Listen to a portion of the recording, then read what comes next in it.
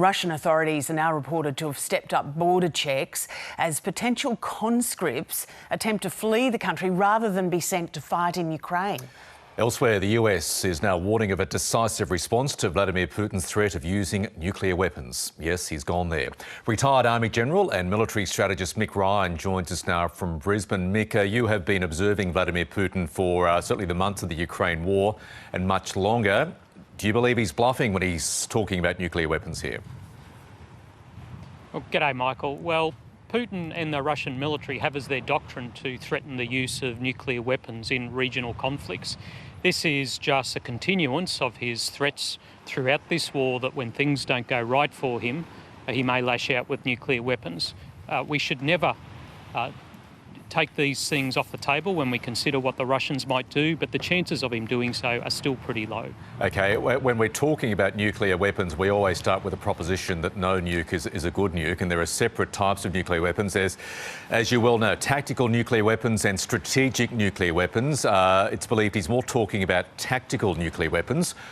What do we mean when we talk about tactical nuclear weapons?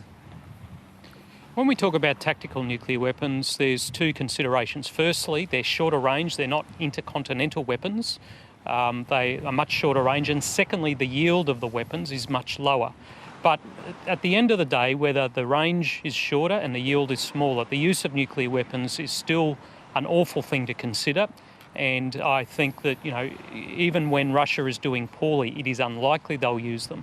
OK, let's go to the broader strategic outlook. We know Vladimir Putin is mobilising the reservists. Will that be enough to boost Russia's clearly faltering war effort in Ukraine?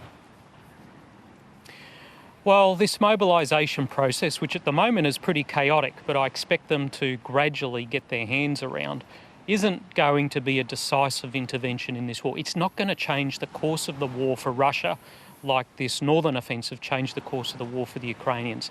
However, they will be able to deploy in tens, if not hundreds of thousands of soldiers over the next 6 months. And really what it will do is prolong the war and any eventual Ukrainian victory. Winter is fast approaching. The northern winter is fast approaching, of course. So that window for territorial gains and victory on the battlefield before the snow comes is slowly closing. How crucial will the next, say, 2 or 3 months be, in your view, on the war in Ukraine there? Well, they're very important. Every day is very important in a war like this. The Ukrainians will continue to exploit their gains around the northeast. They're moving slowly but surely in the south. But we shouldn't expect the coming of winter for everything to stop.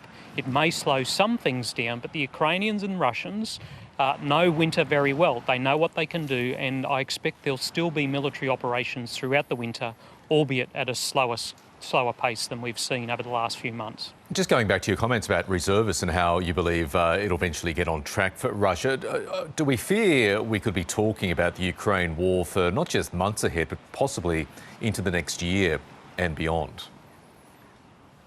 Oh, I think that's absolutely the case. There's no prospect of this war being over this year. Both sides have demonstrated a pretty strong will to succeed here. Both have massive resources available to them. There is almost no prospect of it being over in 2022, and we should expect that it will go into 2023 and provide support to the Ukrainians accordingly. OK, General Mick Ryan, as always, really appreciate your insights. Thanks for joining us. Thank you, Michael.